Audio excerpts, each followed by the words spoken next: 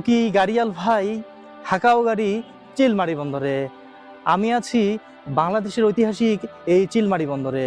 আজকে আমার পুরো ভিডিও জুড়ে দেখানোর চেষ্টা করব এই ঐতিহাসিক চিলমারি বন্দর এবং এর বর্তমান অবস্থা।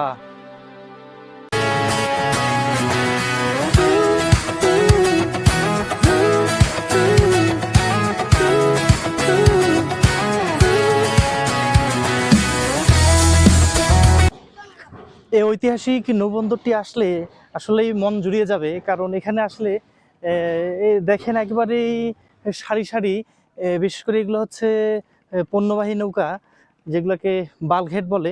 এর পাশাপাশি প্রতিটা নদীর পাড়ে একবার এই যে বন্দরের একবার নদীর কোণ ঘেঁষে এই যে বিশাল বিশাল যে নৌকাগুলো রয়েছে, এবং এরপর এখান থেকে শুরু করে পর্যায়ক্রমে নৌকাগুলা একবারে এদিক থেকে শুরু করে এই নদী বন্দরের শেষ মাথা পর্যন্ত একটার পর একটা সাজানো রয়েছে। আসলে এখানে এটা একটা অন্যরকম একটা দৃশ্য এখানে। এবং এগুলো হচ্ছে পণ্যবাহী নৌকা, এবং এরপরে সামনে গেলেই একটার পর একটা নৌকা রয়েছে।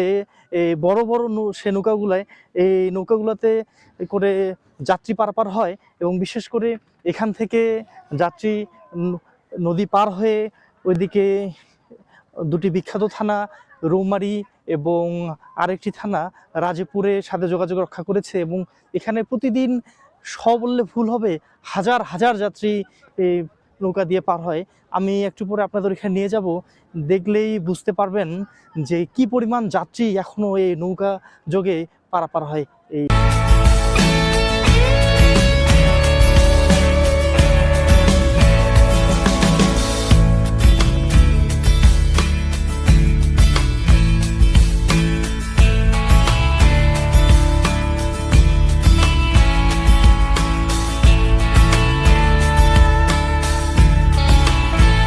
Ticket counter. আজকে লোকজনের একটু ভিড়, প্রচন্ড ভিড়, অনেক লোকজন, প্রচুর লোকজন, জায়গা নেই। দেখি ভাইয়া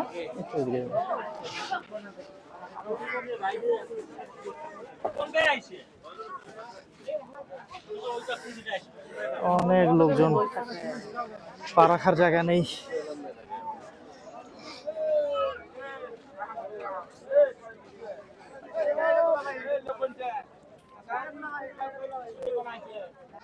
নদীর পাড়ের মানুষের যে যাতায়াতের একটা বিশেষ কষ্ট রয়েছে এখানে দেখলেই বোঝা যাচ্ছে। এই যে এখানে একজন রোগীকে নিয়ে আসছে নদীর ওপার থেকে, অনেক কষ্ট করে নৌকা করে নিয়ে আসছে এদিকে, এখন এখান থেকে হসপিটালে বা চিকিৎসার জন্য নিয়ে যাবে।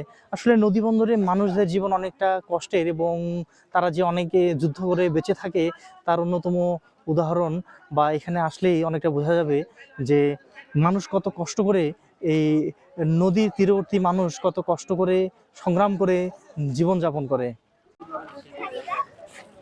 এই যে অনেক সুন্দর একটি জেটি, এখানে আসলে অনেক লোকজন এখানে যাতায়াত করে, এবং এই যে সামনে নৌকা দেখা যাচ্ছে, এই নৌকাতে করে এই নৌকাতে করে লোকজন চলে আসলো এখানে। নৌকাতে করে মানুষের পাশাপাশি মোটরসাইকেল সহ শুরু করে অনেক লোকজন, একটা নৌকাতেই অনেক লোকজন করে এখানে চলে আসে।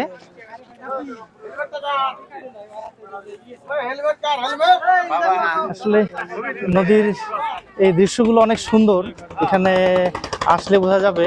কিছুক্ষণের মধ্যেই এই যে সামনে আরেকটি নৌকা হয়তো ছেড়ে দিবে। সব সময় মানে কিছুক্ষণ পর পর এখানে ওই দিক থেকে নদীর ওপার থেকে বড় বড় নৌকা চলে আসে, আবার কিছুক্ষণ পরে আবার এখান থেকে নৌকা ছেড়ে যায় ওইদিকে।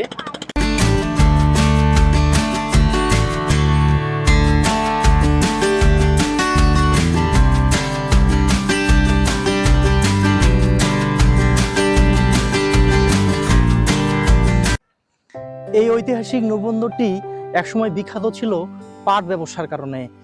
পর্যায়ক্রমে সময়ের পরিপ্রেক্ষিতে এই নৌবন্দরটি তারা জৌলুস হারিয়ে ফেলে, তবে বর্তমানে নতুনভাবে এই নৌবন্দরটির নির্মাণ কাজ শুরু হয়েছে, এবং যাতে এই নৌবন্দরটির ঐতিহ্য পুনরুদ্ধার করা যায় তার জন্য সরকার চেষ্টা করে যাচ্ছে। কুড়িগ্রাম জেলার চিলমারী উপজেলায় অবস্থিত এই চিলমারী নদীবন্দরটির জৌলুস অনেকটা হারিয়ে গেলেও স্মরণ করিয়ে দেয় তার ইতিহাস ও ঐতিহ্যকে।